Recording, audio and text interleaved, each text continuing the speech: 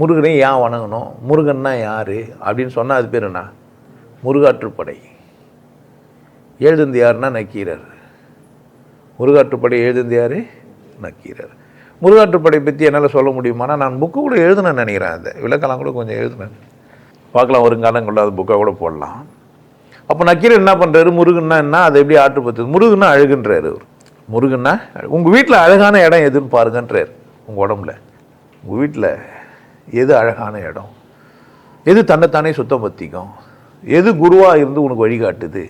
அப்போ முருகன்னா குரு, முருகன்னா அழகு, முருகன்னா வளமை, முருகன்னா சிறப்பு, முருகன்னா வழிகாட்டி, இவ்வளோ சொல்லி அதில் வழிகாட்டுறார் முருகாற்றுப்படையில்.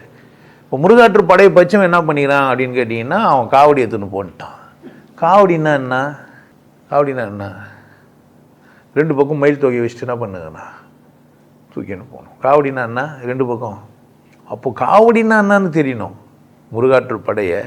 அப்போது இந்த புக்கை ஒரு முட்டாள் பற்றி என்ன செய்யலாம், எப்படியெல்லாம் விளக்கம் எடுத்துக்க முடியுமோ எடுத்து, எப்படியெல்லாம் சீர்கெட்டு போக முடியுமோ கெட்டு போகலாம். நான் சொன்னால் என்ன முட்டாளி நீலாம்? ஏன் ஓ சிவாகமம், நானே திருமந்திரம் தான் பேசியிருந்துக்கிறேன் முதல்லலாம். ஏன் எனக்கு அந்த வரியை, அந்த பாட்டை சந்திக்கிறதுக்கு முன்னாடி வரைக்கும் என்ன தான் நினச்சிருந்தேன், நான் திருமந்திரம் தான் நினச்சிருந்தேன். பச்சின்னு போகும்போது தான் தெரியுது, அடடே நம்மளால் அது என்ன பேர் வச்சுக்கிறாரு, சிவாகமம் வச்சுக்கிறாரு. நம்மளை ஊர் பூரா என்ன பண்ணிட்டானுங்க, ஏமாற்றிட்டானுங்க.